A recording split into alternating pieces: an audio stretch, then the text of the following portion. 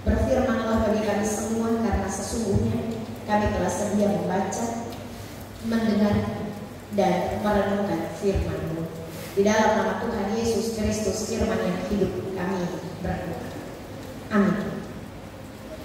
Pembacaan firman Tuhan bagi kita 1 Korintus pasal 9. Kita baca ayat 24 hingga ayatnya yang ke-27. Di bawah judul perikop hak dan kewajiban rasul, ayat 24. Tidak tahukah kamu bahwa dalam gelanggang pertandingan semua peserta turut berlari, tetapi bahwa hanya satu orang saja yang mendapat hadiah? Karena itu larilah begitu rupa sehingga kamu memperolehnya. Tiap-tiap orang yang turut mengambil bagian dalam pertandingan menguasai dirinya dalam segala hal. Mereka berbuat demikian untuk memperoleh suatu mahkota yang fana, tetapi kita untuk memperoleh suatu mahkota yang abadi. Sebab itu aku tidak berlari tanpa tujuan, dan aku bukan petinju yang sembarangan saja memukul, tetapi aku melatih tubuhku dan menguasainya seluruhnya, supaya sesudah memberitakan Injil kepada orang lain, jangan aku sendiri ditolak. Yang disebut berbahagia adalah kita semua yang membaca firman Tuhan, kita yang merenungkan berita firman Tuhan ini, dan yang melakukannya dalam kehidupan kita setiap hari. Shalom. Shalom. Saudara-saudaraku yang kekasih dan diberkati Tuhan, kita bersyukur kita ada di minggu yang pertama di bulan Juli tahun pelayanan 2024. Tidak terasa kita sudah ada di bulan yang ke-7, berarti 5 bulan lagi kita akan merayakan Natal Yesus Kristus dan menutup tahun 2024, menyongsong tahun 2025 jika Tuhan berkenan. Dan saudara-saudara, bacaan firman Tuhan hari ini yang hendak kita renungkan bersama-sama dari surat Rasul Paulus kepada jemaat di Korintus pasal 9 ayat 24 hingga ayatnya yang ke-27, tentang hidup itu digambarkan oleh Rasul Paulus sebagai sebuah pertandingan. Tetapi ada beberapa tokoh, ada beberapa pandangan kehidupan manusia yang menggambarkan tentang hidup. Menurut Bapak dan Ibu, hidup yang Bapak Ibu jalani sekarang itu seperti apa? Bapak Ibu menjalani hidup itu seperti apa? Ada pandangan yang berkata hidup itu permainan. Mereka yang punya pandangan hidup itu permainan, maka dia akan mencoba berbagai jenis, seperti ada dalam sebuah arena permainan. Ada roller coaster yang muter-muter begitu, ada rumah hantu, ada kuda-kuda yang berputar-putar. Jadi seperti seorang anak yang memasuki sebuah arena permainan, semua jenis permainan dicoba. Maka menggambarkan tipe orang yang menggambarkan kehidupan seperti sebuah arena permainan.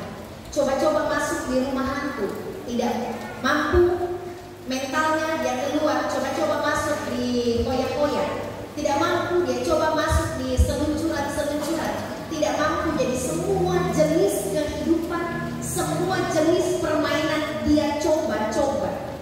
Ada yang begitu? Ada. Jadi kayaknya senyum-senyum ini merupakan ekspresi. Jadi dia coba-coba dulu jadi majelis, oh boleh. Coba-coba dulu jadi pelayan, oh boleh. Coba-coba dulu jadi penjahat, coba-coba dulu jadi ini, coba-coba. Jadi tidak ada sesuatu yang dia tekuni, tidak ada sesuatu yang dia resapi dalam seluruh perjalanan hidup dia coba-coba. Itu tipe orang yang menggambarkan permainan hidup seperti permainan. Tapi Rasul Paulus menggambarkan hidup bukan seperti permainan, tetapi seperti pertandingan. Kita sementara sedang bertanding dalam iman kita masing-masing, sehingga setiap orang yang menghadap Tuhan dalam kematian, selalu hamba Tuhan berkata dia sudah mengakhiri pertandingannya dengan baik. Kita sementara sedang bertanding, Bapak dan Ibu. Tetapi kita tidak bertanding dengan orang lain. Kita tidak bertanding dengan iblis. Tetapi kita sedang bertanding melawan diri kita sendiri dengan sejuta keinginan daging di dalam. Kita sedang bertanding mengendalikan pikiran kita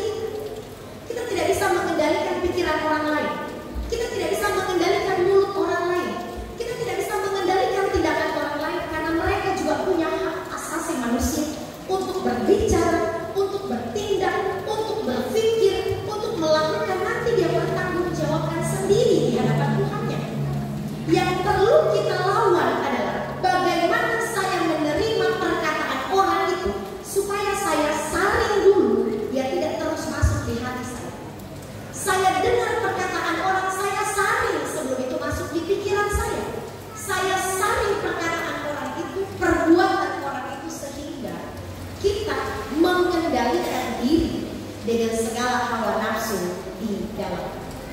Hidup adalah pertandingan, dan yang kita lawan bukan manusia, sesama pertandingan. Beda dengan pertandingan dunia. Kalau kita berlari dalam sebuah pertandingan, kita berusaha supaya orang lain kita kalahkan dan kita menang. Tetapi dalam pertandingan iman, kita berusaha untuk mengendalikan diri kita sendiri supaya kita dapat memenangkan pertandingan iman kita dan memperoleh mahkota yang kekal. Ayatnya yang ke-25, tiap-tiap orang yang turut mengambil bagian dalam pertandingan menguasai dirinya dalam segala hal.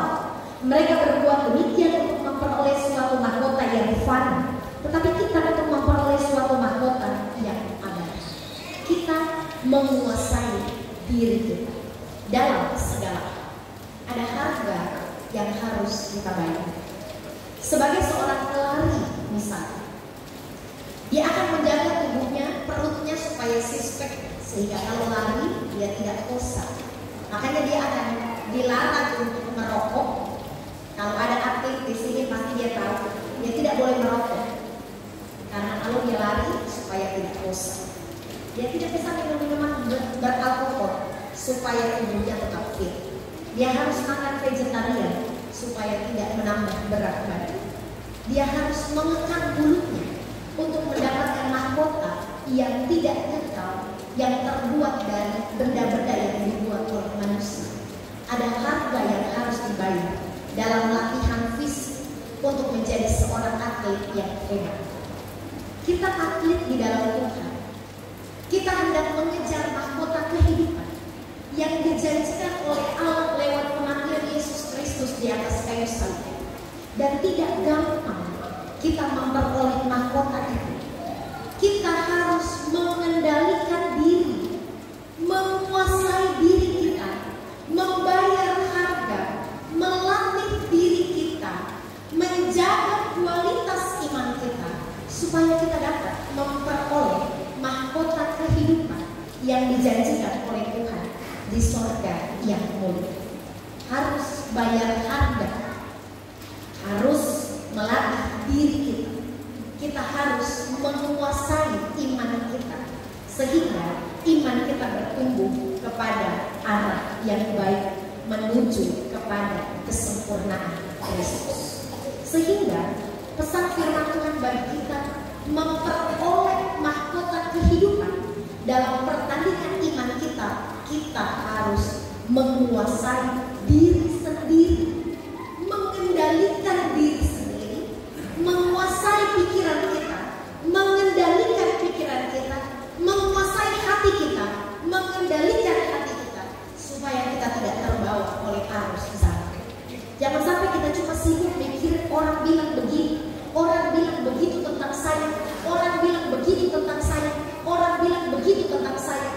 Kita sibuk memikirkan perkataan orang lain, lalu kita tidak dapat mengolah pikiran kita ke arah yang positif. Kuasai hati kita. Kita tidak bisa menguasai hati orang, maka yang perlu kita lakukan adalah menguasai hati kita. Kita tidak bisa mengerem orang untuk melakukan tindakan-tindakan di media sosial karena mereka punya pulsa data sendiri. Yang perlu kita rem dan saring adalah kalau itu tidak perlu, scroll, naik. Hapus orang-orang yang sekiranya di beranda itu bikin orang stres.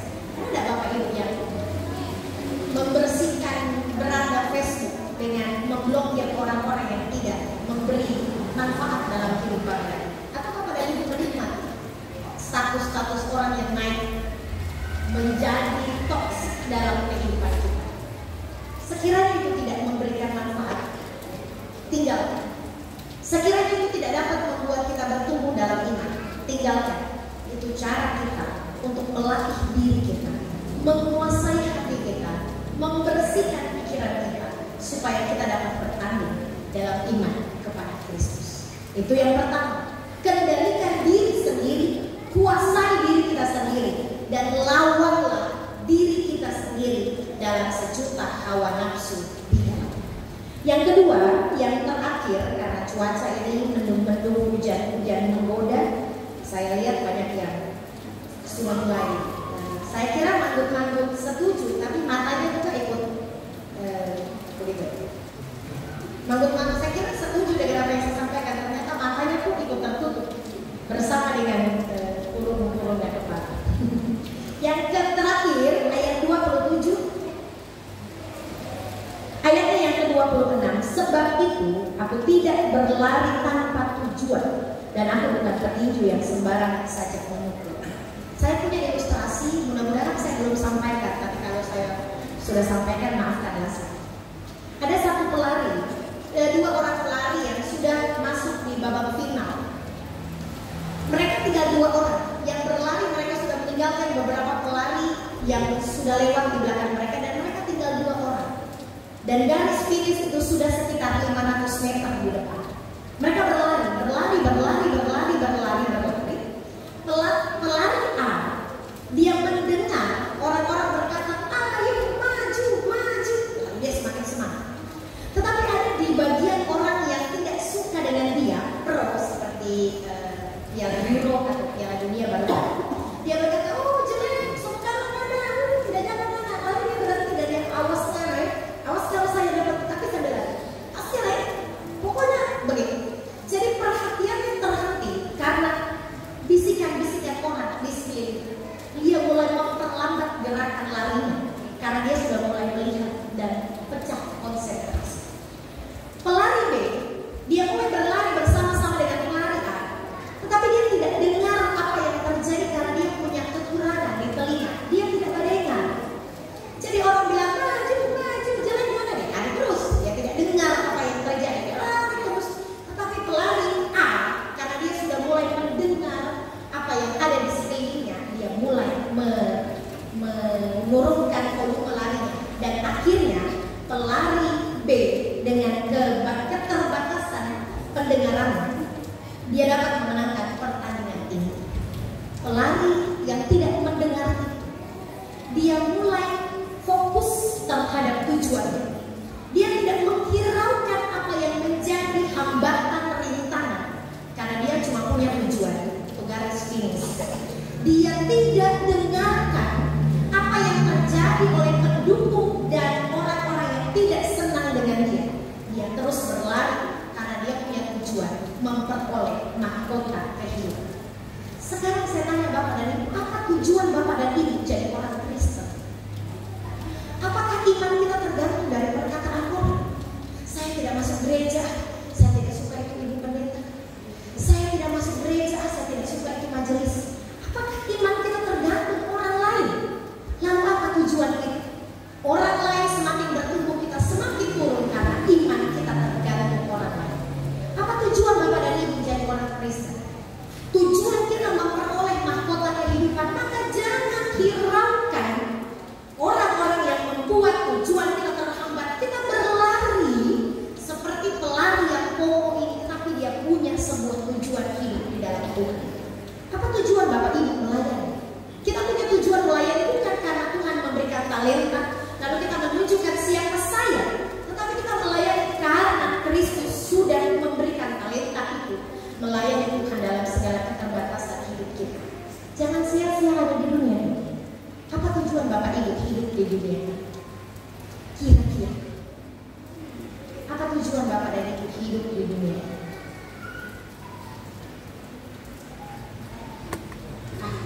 Tidak ada tujuan hidup ini. Kira-kira apa tujuan Bapak dan Ibu hidup di dunia ini? Menjadi terang Kristus. Kita diciptakan dalam Kejadian 1, dan seluruh ciptaan, nanti Bapak dan Ibu kalau punya kesempatan baca di rumah. Kejadian 1, hari pertama sampai hari kelima Tuhan berkata, ini baik, ini baik. Tetapi ketika Tuhan menciptakan manusia, dia berkata, ini amat baik. Ciptaan paling baik, paling sempurna, serupa dengan Kristus adalah manusia. Kita diciptakan untuk memuliakan Allah. Kita diciptakan menjadi segambar dan serupa dengan Allah. Yesus mati di atas kayu salib bukan untuk hewan-hewan. Yesus mati di atas kayu salib bukan untuk tumbuhan. Yesus mati di atas kayu salib bukan untuk sesuatu yang fana. Tetapi Yesus mati di atas kayu salib untuk saya dan saudara. Karena tujuan kita berjuang, mengejar perlombaan ini, memenangkan pertandingan iman ini, memenangkan diri kita dengan segala hawa nafsu di depannya, dan fokuslah terhadap tujuan iman kita, memperoleh mahkota surga. Biarlah kita dapat mengakhiri pertandingan iman kita dengan baik, dan kita keluar sebagai pemenang iman, menjadi berkat bagi banyak orang, dan menjadi kemuliaan bagi Kristus. Selamat berjuang, selamat bertanding, memperoleh tujuan ini, dan selamat memenangkan pertandingan ini sebagai pemenang dalam iman. Terpujilah Kristus dengan firman. Amin.